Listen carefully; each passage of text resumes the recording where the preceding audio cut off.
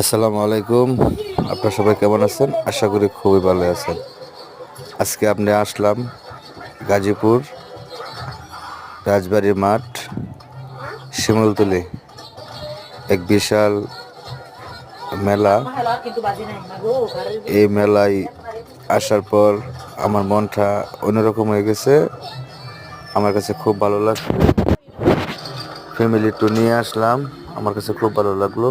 আপনারা সকলে আসবেন, ঘুরবেন, দেখবেন, আপনার কাছে ভালো লাগবে।